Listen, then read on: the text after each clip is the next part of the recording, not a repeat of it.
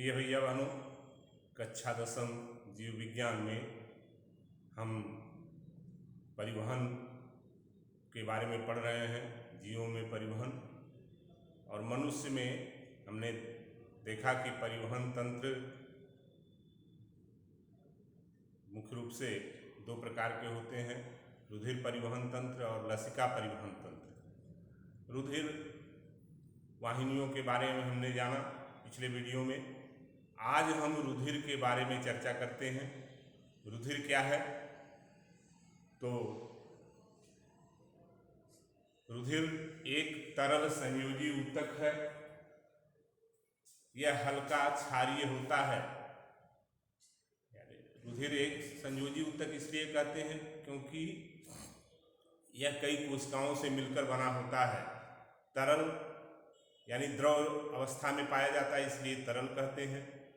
और यह हल्का क्षारीय होता है, यानी इसका पीएच मान लगभग 7.3 या 4 के लगभग होता है। हम जानते हैं कि 7 अगर पीएच मान 7 है तो वह विलयन उदासीन होता है, अगर उससे अधिक है तो क्षारीय, उससे कम है तो अम्लीय। तो इसका जो पीएच मान है 7.4 के लगभग होता है, इसलिए यह हल्का क्षारीय और स्वाद में हल्का नमकीन होता है।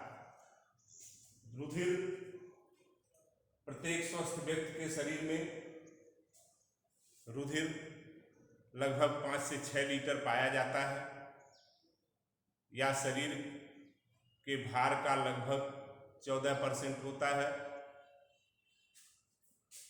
रुधिर दो भागों से मिलकर बना होता है,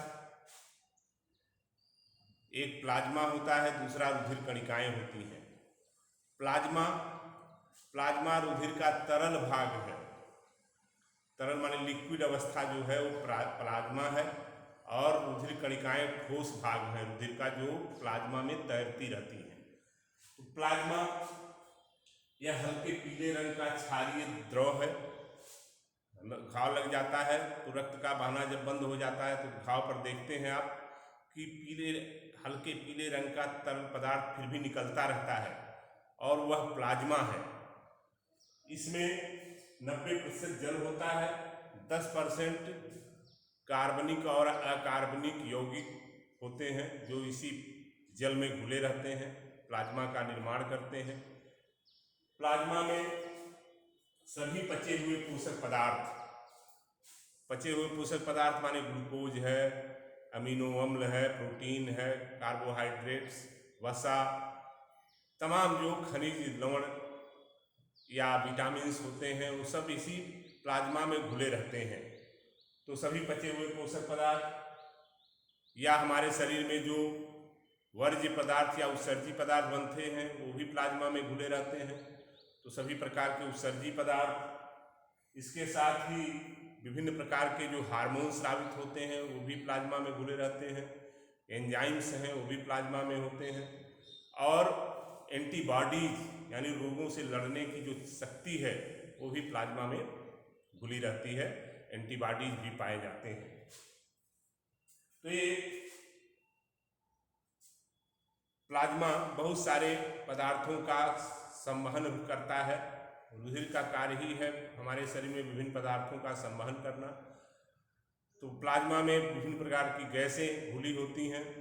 उत्सर्जी पदार्थों के साथ साथ गैसों का भी ये संवहन करता है, जैसे CO2 है आदि गैसें जो मुक्त होती हैं शरीर में कोशिकाओं में ऑक्सीकरण के दौरान, वो प्लाज्मा में घुल जाती हैं और शरीर से फेफड़ों में तक ले जाने का कार्य प्लाज्मा करती है।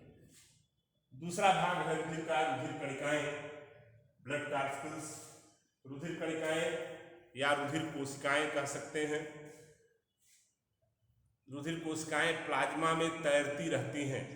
ये कोशिकाएं हैं जो प्लाज्मा में तैरती रहती हैं, और यह रुधिर कणिकाएं 3 प्रकार की होती हैं। लाल रुधिर कणिकाएं, श्वेत रुधिर कणिकाएं, लाल रुधिर कणिकाओं को RBC भी कहते हैं, श्वेत रुधिर कणिकाएं WBC, और रुधिर प्लेटलेट्स। ये 3 प्रकार की रुधिर कणिकाएं होती हैं जो प्लाज्मा में तैरती रहती हैं।